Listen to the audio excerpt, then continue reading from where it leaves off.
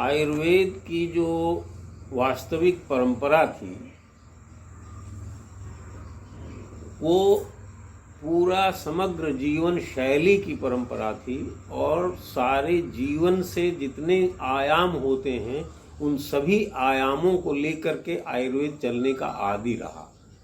बौद्ध काल आते आते चिकित्सा के कुछ आयाम उनके अहिंसा के तत्व के नाते या उनके कुछ आग्रहों के नाते आयुर्वेद से छूटते गए।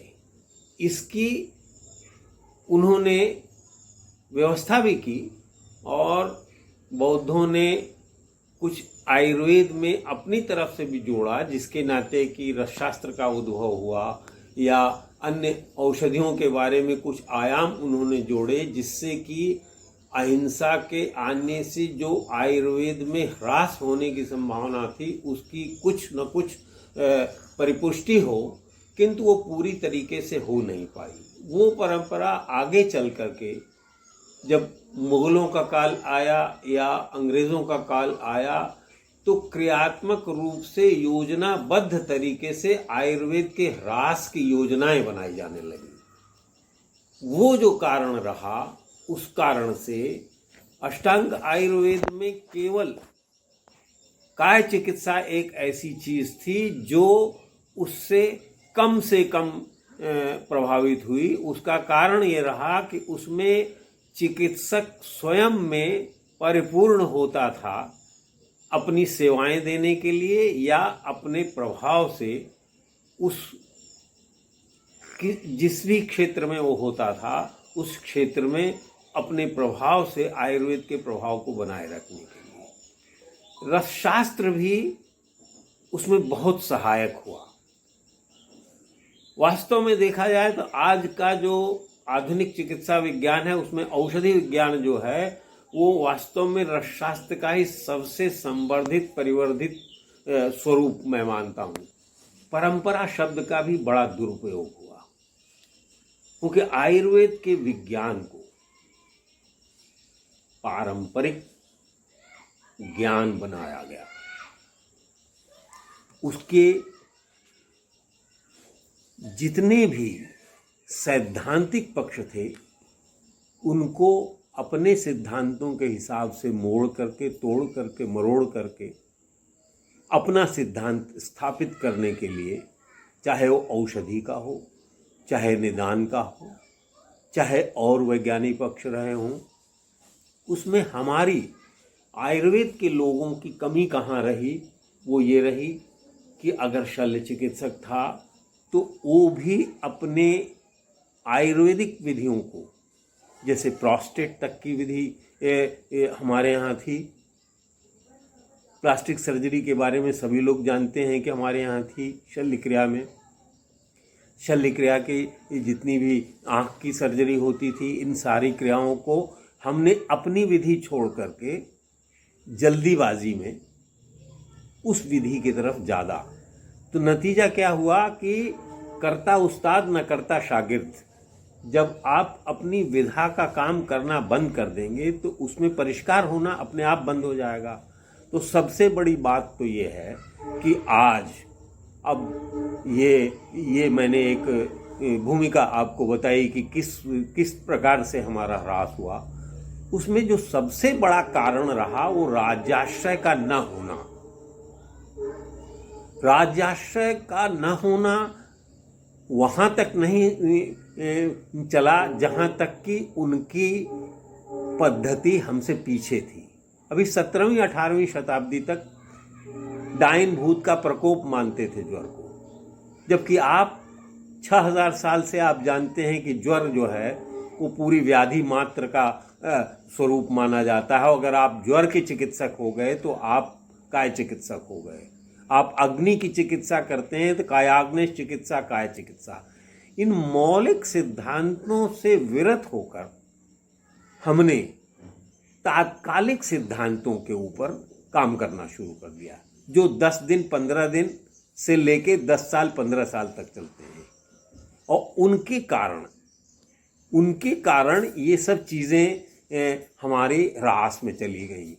आप देखिए पिछले 50 वर्षों से केवल इंटरप्रिटेशन और आयुर्वेद के सिद्धांत कैसे आधुनिक सिद्धांतों के ऊपर कसे जा सकते हैं और आयुर्वेद के सिद्धांत भी सही हैं इसलिए कि वो मॉडर्न मेडिसिन के सिद्धांतों में बने रहते हैं और मॉडर्न मेडिसिन के सिद्धांत उनको परिपुष्ट करते हैं।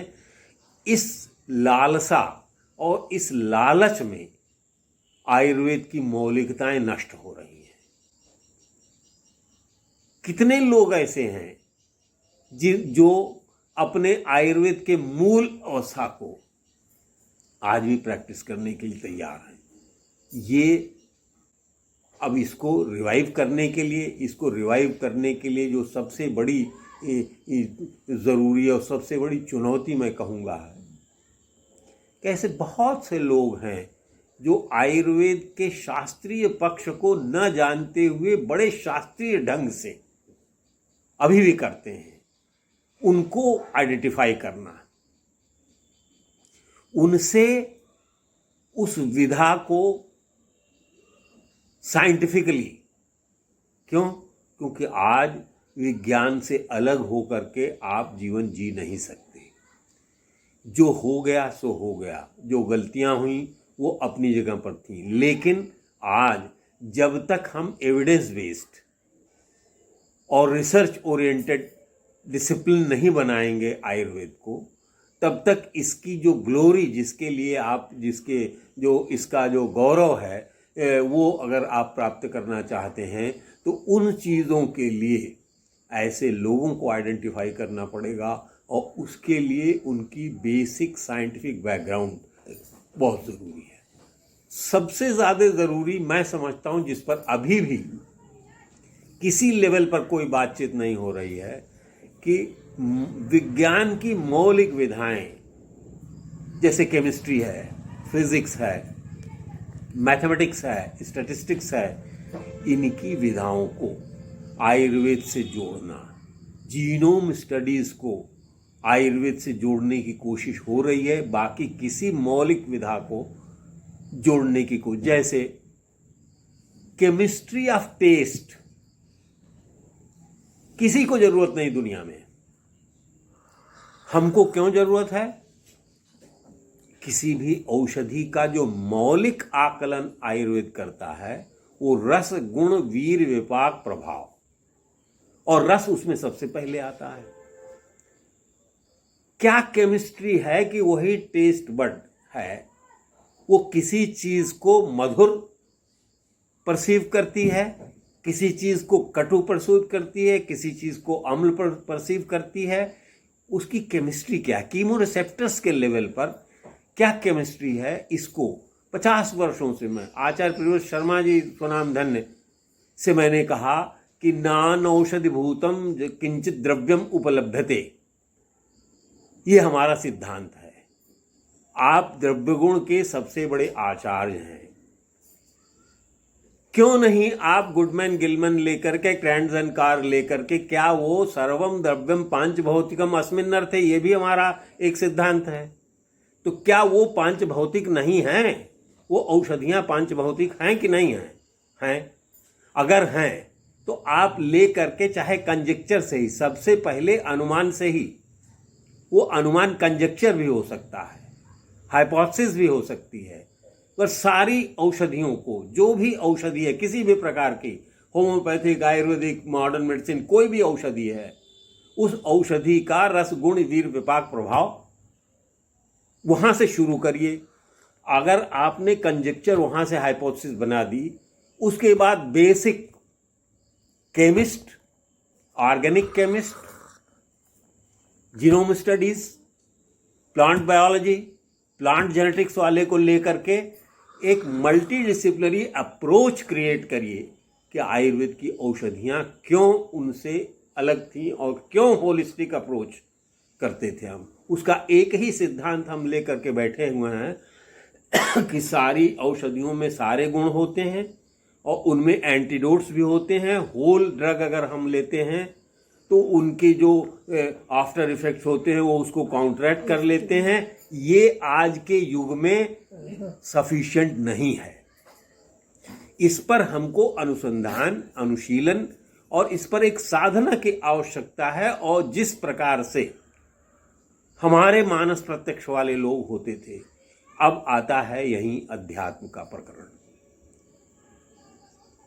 क्यों उस समय बहुत से औषधियों के बारे में कोई ज्ञान कभी भी, तब न तो कोई विधा थी, न कोई एक्सपेरिमेंटेशन था, न कुछ था, लेकिन मानस प्रत्यक्ष से, अपनी आध्यात्मिक दृष्टि और मानस प्रत्यक्ष से उन्होंने उनके गुणों को वर्णन किया, जो आज सारे मौलिक सिद्धांतों पर और बेसिक साइंसेस के ऊपर, फिजिकल साइंसेस के ऊपर आप देखते हैं कि बहुत सी चीज़ें वो आज भी खरी उतर रही हैं।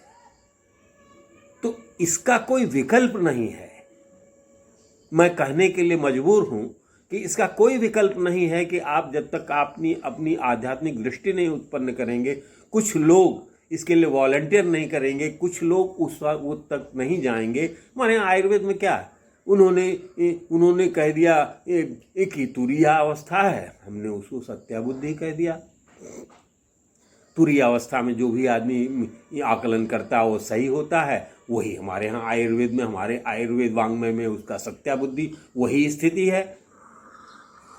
क्यों विमान स्थान में चरक को कहना पड़ा, ज्ञान बुद्धि प्रदीपेन योना विशद तत्वविद आतुरस्यांतरात्मानम न सरोगांश चिकित्सति। आतुरस्यांतरात्मानम का क्या मतलब हुआ? जब तक कि आत्मिक साक्षात्कार नहीं होगा रोगी का वैद्य से, तब तक वो मूल तक न सरोगांश चिकित्सति, उन्होंने तो स्पष्ट कह दिया। और विमान स्थान की बात माने absolute truth, it is not rectified spirit. ये एब्सोल्यूट अल्कोहल है, 99.9% एब्सोल्यूट अल्कोहल भी होता है। हमारे यहाँ उसके लिए वो रित की अवस्था है, सत्य की वो अवस्था जहां पर एडल्ट्रेशन का फ्रैक्शन भी नहीं है, वो सत्याबुद्धि थी। और उस सत्याबुद्धि के लिए कोई दूसरा विकल्प नहीं है, कोई इंस्ट्रूमेंटेशन नहीं है, कोई फिजिकल तरीका नहीं है, जब तक कि आप अपनी आत्मिक उत्थान की अपनी प्रक्रिया में कुछ लोग उसमें नहीं लगेंगे। उसके लिए राज्याश्रय की परमावश्यकता है, वही राज्याश्रय कार्य करता है। आज के आपाधापी के जीवन में वैद्य को अपनी वृत्ति भी चलानी है, उसको अपनी डिग्रीज भी हासिल करनी है, उसको कंपटीशन में अपने बच्चों को भी पालना है। ऐसी स्थिति में जब तक राज्याश्रय उस मूल का नहीं होगा कि आपको सब कुछ प्राप्त है, आप कुछ प्राप्त करें या ना करें, मगर ईमानदारी से आप इस चीज पर लगे रहें। आप लगे हुए हैं, ऐसे तमाम लोग लगे हुए हैं, उनको कोई पूछता नहीं। हमारे छोटी बुद्धि में जो आता है वो ये है कि जो जहां है उसके लिए जितना करनी है, उसके सबसे बड़ी चीज जरूरी है कि कुछ उदाहरण प्रस्तुत हों, और उन उदाहरणों के द्वारा, और वो उदाहरण प्रस्तुत करने वाला आदमी कभी स्वार्थ की वृत्ति में नहीं होता, और जो स्वार्थ की वृत्ति में होता है उदाहरण नहीं बन सकता। क्योंकि स्वार्थ की वृत्ति वाला आदमी खाली अपनी उसी योजना, हमको क्या परिलब्धि, हमको क्या उपलब्धि हो रही है, इससे उसकी योजना में लगा रहता है। इसके लिए आइडेंटिफिकेशन जरूरी है राज्य की तरफ से और शासन की तरफ से कि क्या ऐसे कुछ लोग हैं जो इस तरीके के लोगों को लगे हुए हैं, और उनको क्यों, वो अगर जानेंगे कि उनको किसी तरीके से कुछ किया जा रहा है तो वो छटक जाएंगे, वो हाथ नहीं आएंगे। उनको फ्रॉम ए डिस्टेंस उनको नर्चर करना, उनकी विधाओं को इन्फेक्शन की तरफ फैलाना, अन्य लोगों को उसकी सूचना देना कि ऐसे लोग भी जीवन में हैं और ऐसे लोग इतने उत्कृष्ट कार्य कर रहे हैं, कि आयुर्वेद के ऐसे लोगों का जिनके प्रति आज भी लोगों की आस्था बनी हुई है, जो आज भी समाज को कुछ न कुछ योगदान कर रहे हैं। आज के परिप्रेक्ष्य में बोलूं, कोरोना के परिप्रेक्ष्य में, तो केवल आयुर्वेद का जीवन प्रचारित कर दीजिए आप, सद्वृत्त अपना प्रचारित कर दीजिए आप, इससे ज्यादा कुछ की जरूरत नहीं है। सनातन धर्म में क्यों कैसे लोग जीते थे, जिनको पारंपरिक ढंग से ये एक शोषण की प्रक्रिया बताया गया, आज उसी के लिए लोग लालायित हैं। क्यों लालायित हैं? क्यों? क्योंकि वही स्वस्थ जीवन का, और वो उसका मूल कौन था, उसका स्रोत कौन था? आयुर्वेद था। आज भी मैं कहता हूं कि हम लोग मसालदानी के चिकित्सक हैं। जितनी भी संस्कृतियां लूट के लिए भारतवर्ष आई, वो किस लिए आई? मसालों के लिए आई। वो उसको मसाला समझते थे। हम स्वस्थ जीवन जीने की सबसे बड़ी कला करके उसको डेवलप करते थे। हमारे जितने आचार्य पूर्व आचार्य हुए हैं, मोस्टली सारे के सारे महानस हुआ करते थे राज्यों में। चक्रपाणी दत्त को देख लीजिए, अन्य लोगों को देख लीजिए, ये लोग सब राजा महाराजाओं, उस समय के शासकों के जो किचन होता था, जो उनका पाकशाला होती थी, उसके अध्यक्ष हुआ करते थे। क्यों? क्योंकि राजा का स्वस्थ रहना उस समय सबसे, वास्तव में देखा जाए पारंपरिक ढंग से, अगर आप क्रिटिकल एनालिसिस करें तो आयुर्वेद जो है वो प्रजा की चिकित्सा नहीं थी, ये राजा की चिकित्सा थी। प्रजा तो अपने आप स्वस्थ रहती थी। क्यों?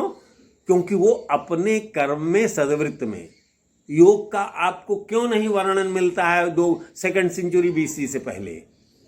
इसलिए नहीं मिलता है क्योंकि उसका कोई क्रियात्मक रूप जरूरी नहीं था। सभी लोग सात्विक वृत्तियों से रहते थे। सारे लोग जो है, अगर आप टिल्ट टुवर्ड्स सत्व, बैलेंस्ड रज और मिनिमल तम, इस हिसाब से अगर आप अपने शरीर का संचालन कर सकते हैं तो आपको किसी चीज की आवश्यकता ही नहीं है। तो भौतिक जीवन में भी त्रिगुणात्मक सृष्टि है, तो त्रिगुणों को, अब उसमें बीच में आयुर्वेद के लोगों ने क्या गड़बड़ किया? शुद्ध आयुर्वेद, शुद्ध आयुर्वेद, शुद्ध आयुर्वेद। मैंने किसी समय पंडित शिव शर्मा जी से यह प्रश्न किया कि जब तन्मात्रिक स्थिति में ही पंचमहाभूत तक शुद्ध हैं, पंचीकृत सृष्टि में कोई महाभूत भी शुद्ध नहीं है, वो केवल 80% शुद्ध है, 20% उसमें और चारों महाभूत मिले हुए हैं भौतिक सृष्टि में, और आयुर्वेद भौतिक सृष्टि के बारे में बात करता है, तो शुद्ध कैसा? यहां तो सब कुछ अशुद्ध है, पंचीकृत है। तो इसलिए सार्वभौम दृष्टि जब तक हम आयुर्वेद की नहीं डेवलप करेंगे, जब तक हम एकांगिक पक्ष को लेकर के कि इस प्रकार के ये राजनैतिक पक्ष है आयुर्वेद का या मॉडर्न मेडिसिन का या किसी का, सार्वभौम पक्ष क्या है चिकित्सा का, आयुर्वेद का? मैं आयुर्वेद को चिकित्सा का पर्याय मानता हूं। चिकित्सा मात्र आयुर्वेद है।